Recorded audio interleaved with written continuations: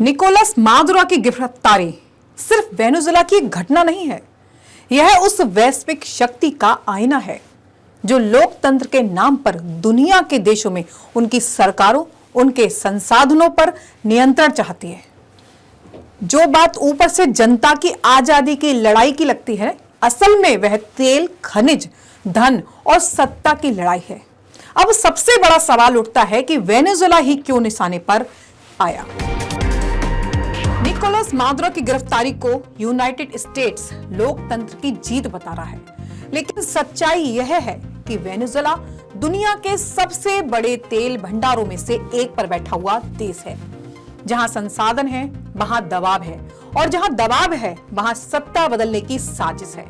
सत्ता बदलने की पूरी रणनीति, यह तरीका नया नहीं है।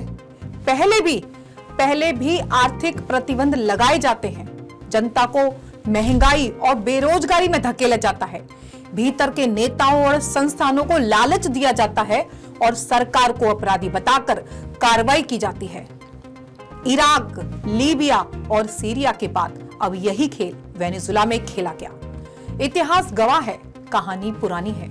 अब जरा इतिहास में पीछे चलते हैं। जब अंग्रेज भारत में आए थे तकरीबन 250 साल पहले, तब भी बिल्कुल यही हुआ था। तब भी हमला हथियारों से नहीं हुआ। पहले व्यापार आया, फिर समझौते हुए, फिर लालच दिया गया, और जब देश को होश आया तब तक सब बिक चुका था।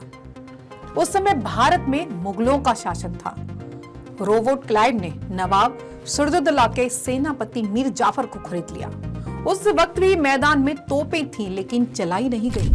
नवाब साहब को लगता था सेना साथ है, लेकिन सेना बिक चुकी थी। एग्जैक्टली वही यहां पर हुआ है। अमेरिका ने 3 स्टेप उठाए हैं।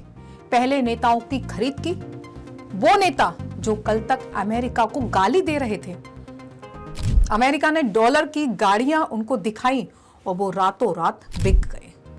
आखिरकार ना मिसाइल चली, ना डिफेंस सिस्टम, ना रडार, ना तोपें चली, और रातों रात देश बिक गया। तब और आज में फर्क क्या है? तब कहा गया हम व्यापार करने आए हैं, आज कहा जाता है हम लोकतंत्र बचाने आए हैं। तब भी देश भीतर से तोड़े गए, आज भी देश भीतर से तोड़े जा रहे हैं। जंजीरें बदली हैं, इरादे वही हैं। कल सौदे थे, आज साजिशें हैं। जो खुद को मसीहा कहते थे, वो सबसे पहले जमीर खरीदते हैं। भारत के लिए सीधा सबक है ये इतिहास। इतिहास और वर्तमान दोनों चेतावनी देते हैं। जब देश आर्थिक रूप से कमजोर होता है, जब समाज अंदर से बढ़ता है, जब सत्ता आत्मनिर्भर नहीं रहती, तब बाहर की ताकतें मदद के बहाने कब्जा कर लेती हैं। वेनेजुएला आज है, कल कोई और होगा। इतिहास यही सिखाता है। देश पहले हथियारों से नहीं डराते, देश पहले भीतर से बिकते हैं। सवाल यही नहीं है कि मादुरो सही थे या गलत। सवाल यह है, क्या किसी भी देश का भविष्य बाहर बैठी ताकतें तय करेंगी? यह हम सबको सोचना होगा और सतर्क रहना होगा ऐसे देश के गद्दारों से। हम वेनेजुएला की हर खबर पर नजर रखे हुए हैं। हमारे साथ बने रहें। इन सारी खबरों से जुड़ी हुई सारी अपडेट आपको मिलती रहेंगी। मैं हूं अनुपम शर्मा और आप देख रहे हैं ग्लोबल फ्रंटलाइन।